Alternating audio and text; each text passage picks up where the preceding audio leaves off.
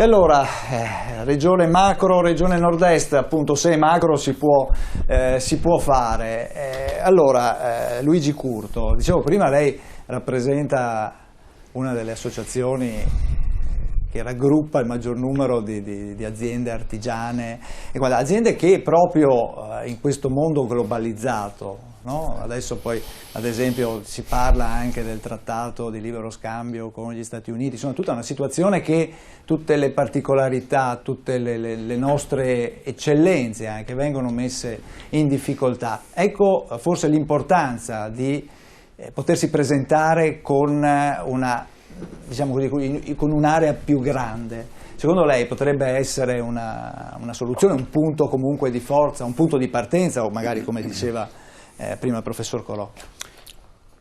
Sicuramente l'argomento che stiamo trattando stasera è estremamente interessante, mi piace molto l'idea, così è stato citato l'avvocato Castro Sevillani, ha portato indietro la storia, no? Io così, idealmente penso alla vecchia denominazione delle tre Venezie, no? Quindi Veneto, Friuli e Trentino Alto Adige.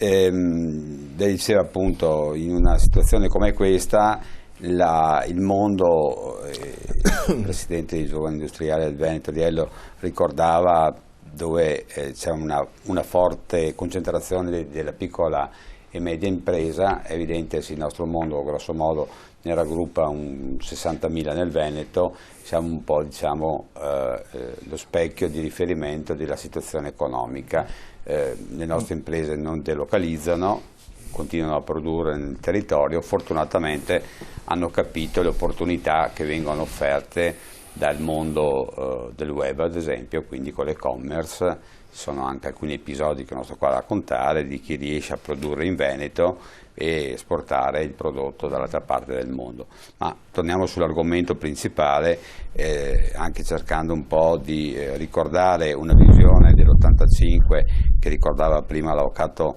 Casavillani di Feliciano Benvenuti, no? Che diceva a lungo andare le regioni moriranno, no? Ed è stato sicuramente un profeta, perché di fatto oggi, se noi andiamo a leggere il bilancio che è in discussione oggi in Regione del Veneto, i ristorni del governo centrale che ne ha dato un taglio di meno 300 milioni di euro, evidentemente questi provocano all'interno della finanza regionale una situazione che probabilmente serve a governare il sistema apparato regionale, non dare quell'impulso necessario al mondo dell'impresa e a tutta quella serie di servizi di cui si parlava prima. L'unica leva che possiamo giocarci è quella dei fondi sociali europei, regionali, il FESR, il POR, e qui il nostro gioco deve essere chiaramente fatto di squadra tra province innanzitutto. Io parlo anche all'interno del mio mondo, perché talvolta i campanilismi li giochiamo anche nel nostro mondo, e poi allargato chiaramente a tutte le altre categorie economiche. Quindi ipotizzare una macro regione delle tre Venezie, come dicevo io prima in apertura del mio intervento, diventa una cosa sicuramente interessante. La mia preoccupazione però è perché, tra le altre cose, io provengo da un'esperienza precedente di presidente di Confortazione di Belluno, e quindi ho vissuto in prima persona la specificità, no? L'articolo 5 della Costituzione, i 4 parametri per poter ottenere il riconoscimento, un'operazione sicuramente molto complicata, che ha portato dopo anni addirittura ad un primo referendum, no? Lamont, che nonostante il voto evidentemente quasi unanime per poter essere aggregati al Trentino Alto Adige, no? Ma quello, e poi a effetto domino ci sono state tutti gli altri per effetto appunto previsto dalla normativa e via dicendo. Evidentemente questa non era tanto la volontà di scappare da un Veneto perché non amato, ma perché sicuramente c'è anche una situazione di concorrenza molto forte, in particolar modo in certe aree del Veneto che sono più adiacenti, no, ai benefici che poi sicuramente da parte della Fondazione Nord-Est avremo modo anche magari di sentire, no, quanto ancora oggi beneficiano le province autonome di Trento e Bolzano, la stessa regione autonoma del Friuli Venezia Giulia rispetto alla regione del Veneto. Quindi era più un urlo da parte della gente di montagna e via via poi la situazione si è dilagata. La situazione quindi oggi nel Veneto credo la stiamo vivendo quotidianamente con gli incontri che stiamo avendo anche in regione, come dicevo prima, per la difficoltà di sostenere un sistema veneto che ha fatto parte evidentemente, no, di quel grande fenomeno che era il nord-est, la famosa locomotiva, eccetera, eccetera. Guardare indietro non è possibile, dobbiamo sicuramente guardare avanti, perché come continuo a dire noi da questa crisi di fatto, secondo me, ne siamo usciti perché abbiamo cambiato pelle e non abbiamo saputo però adeguare probabilmente un nuovo modello economico. Qualche economista fra qualche anno darà anche una nomenclatura a che periodo abbiamo vissuto in termini economici, verso i quali però dobbiamo tutti sapersi strutturare. Allora, l'ipotesi di aggregare 3 regioni importanti che sono state appunto la locomotiva del nord-est è una cosa affascinante, però la cosa che mi preoccupa francamente è che in questo momento in cui abbiamo esempi eclatanti di riforme istituzionali che il governo sta mettendo in campo, secondo me, e lo dico assumendomi tutte le responsabilità, attraverso un metodo che io francamente non condivido, perché come tutte le riforme dovrebbero essere condivise e non scaricate, invece oggi stiamo subendo, no, tutta una serie di trasformazioni. Si stava prima, le province sono state azzerate, Monti, qualcuno narra che luglio famoso, quando lo spread andò alle stelle, dice cosa dico adesso fuori dal Consiglio dei Ministri, qualcuno gli ha suggerito ma rispolvera l'idea dell'eliminazione delle province, no? E lì è cominciato il tantan di come riunificarle, allora addirittura si ipotizzava la parte alta, no, della provincia di Treviso che si aggregasse con le Dolomiti attraverso l'UNESCO arrivando fino alla Lessinia, tutte fantasie, no? Perché questa è la verità. Allora, a me sta benissimo l'idea, ci mancherebbe altro, l'importante è che venga politicamente a livello centrale capita, visto che purtroppo stiamo involvendoci verso un neocentralismo, no? A discapito di quell'ipotizzato federalismo che non si è mai sviluppato, questa è la verità, e le conseguenze sono che se facciamo la fine della specificità che l'articolo 15 la legge 15 e l'articolo 25 dello Statuto della Regione del Veneto ha riconosciuto alla provincia di Belluno, e poi concludo, dico sempre, è come un bel albero di Natale con uno scatolone molto grande, rosso, colorato, con un bellissimo fiocco, il bambino va, lo scarta, lo apre, lo trova vuoto e dice questo è lo scatolone, è la scatola vuota.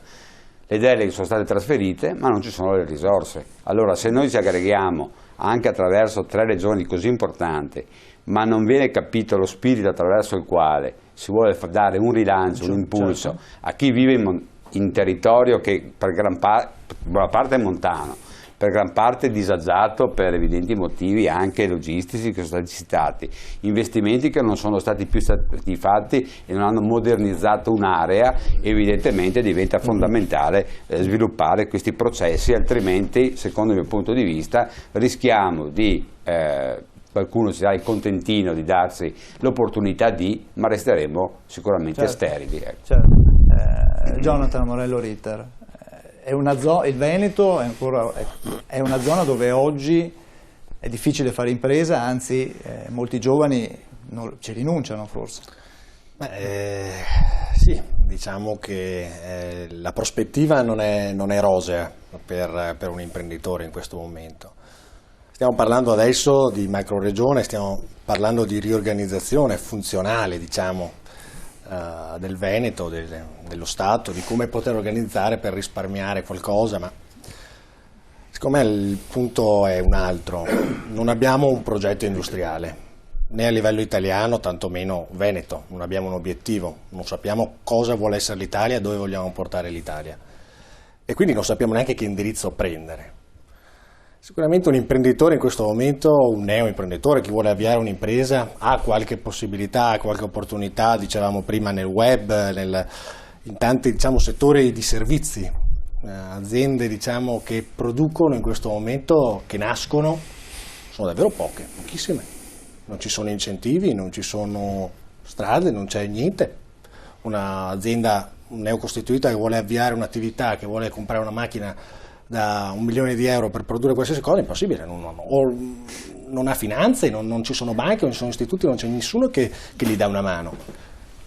Ci sono qualche fondo a livello Veneto di qualche decina di migliaia di euro, fino a 100.000, la Veneto Sviluppo fino a poco fa dava queste risorse, ma che possono servire davvero per un'azienda di servizi, non certamente per produrre. E se continuiamo a produrre aziende di servizi, che dovrebbero fare servizi per aziende che producono ma non esistono, questo è un problema anche per le aziende che producono e che vogliono lavorare nel nostro Stato, magari con la pubblica amministrazione, che paga a 1300 giorni in alcuni paesi, in alcune regioni d'Italia.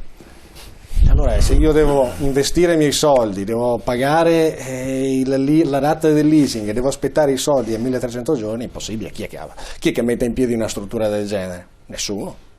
Sarebbe un incosciente. Quindi è molto difficile avviare un'attività, un'impresa oggi. L'autonomia all'imprenditoria servirebbe? Cioè, quindi una macro regione nord-est triveneta con alcune specificità, diciamo. Noi abbiamo vissuto dei periodi, delle crisi, dei settori che prima erano dei problemi, come quello della green economy. Siamo riusciti a trasformare un problema, che era quello dei rifiuti, che era quello dell'energia, in un settore che ha portato centinaia di migliaia di posti di lavoro. Però in giro di 3-4 anni l'abbiamo anche, diciamo, dato un bel taglio forte, netto. Parliamo nel settore del fotovoltaico. Il nord-est era la madre patria della produzione degli impianti solari fotovoltaici. A un certo punto mannaia, tagliato tutto, ammazzati tutti, aziende fallite, centinaia di persone a casa, famiglie massacrate. Allora ribadisco, qual è l'obiettivo? Vogliamo portare un'Italia diventare cosa? Autosufficiente energeticamente, puntare sul turismo, puntare sulla cultura. Dove vogliamo andare? Questa è una domanda forte e importante. Certo. Allora sentiamo l'avvocato Cacciavillani, nel progetto della macroregione triveneta dove si vuole andare? A me forse aspetterebbe meglio a qualche economista. Io sono uomo di commi, mi definisco vivo di articoli e di commi, quindi non vado a... Ma secondo me, prenderei il discorso che ha fatto il collega ultimo, il problema è che o sveltiamo la cosiddetta pubblica amministrazione, cioè la macchina pubblica, per cui le cose funzionano. Uno che ha bisogno di fare una fabbrica, per carità, non può sognarsi di fabbricare bombe atomiche, perché non lo potrebbe fare. È giusto avere i limiti, i controlli, ma non può aspettare 2 o 3 anni per avere tutti i sacri permessi, i timbri per poter partire, perché rispetto alle ipotesi che aveva fatto alla partenza, il progetto è già vecchio, obsoleto, non gira più.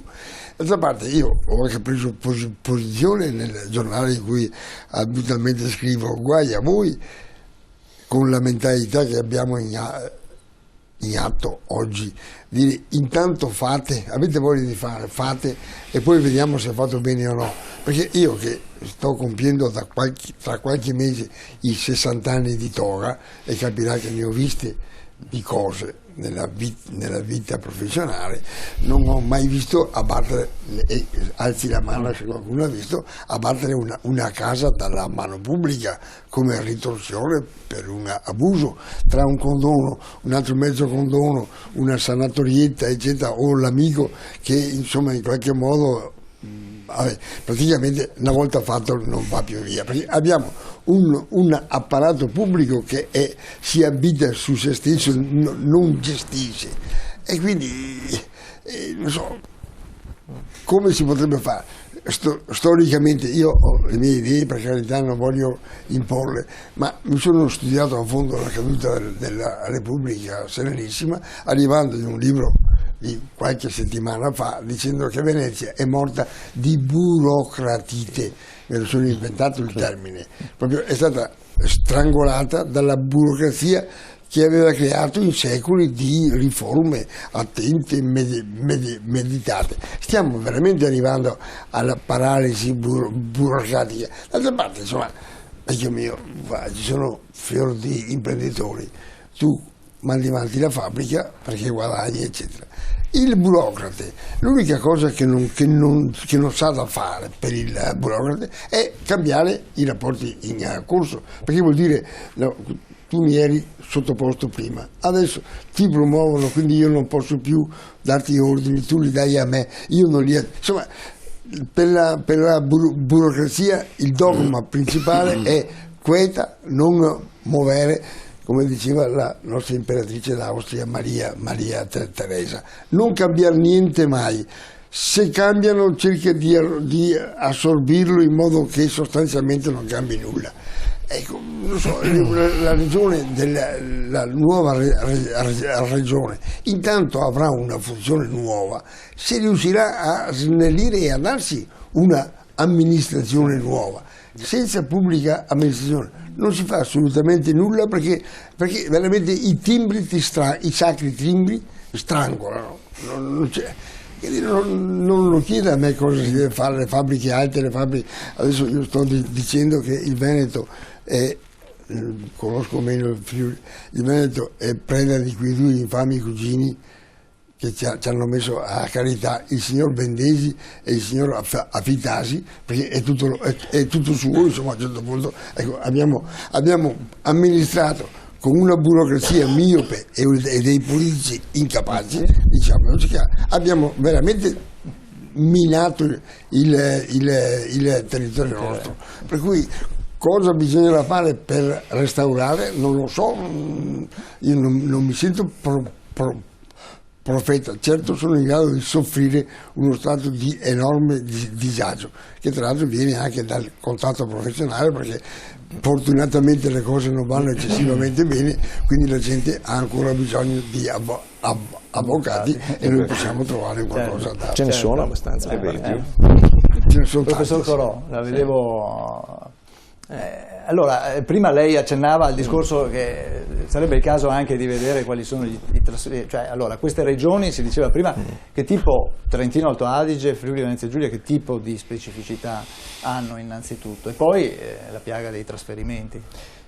Diciamo piaga, diciamo che ci sono alcune aree, le cose più province che balzano autonome, più agli occhi, Friuli no? Venezia Giulia, che godono già di un livello, diciamo, significativo, ecco, di autonomia e di trasferimenti da parte dello Stato, che se fossero questi trasferimenti generalizzati a tutta l'area, insomma, vorrebbe dire, insomma, diciamo qualche miliardo in più, forse diciamo sull'ordine anche della decina, che potrebbe di fatto arrivare e poter essere, se investito bene, utile a un progetto di sviluppo, perché poi insomma bisogna anche vedere che se le risorse vengono impiegate bene. Bisogna anche dire che insomma in Trentino Alto Adige, in Friuli Venezia Giulia, le risorse non sono spese male, perché è vero che hanno trasferimenti significativamente superiori alla media italiana e al Veneto, anzi dobbiamo anche dire che in termini pro capite Trentino Alto Adige, sia il Trentino che Bolzano, visto che ricevono diversamente nelle loro province, no, questi trasferimenti, sono ai vertici in Italia, sono in testa, poi credo sia Valle d'Aosta e il Lazio, quindi poi il Friuli Venezia Giulia. No?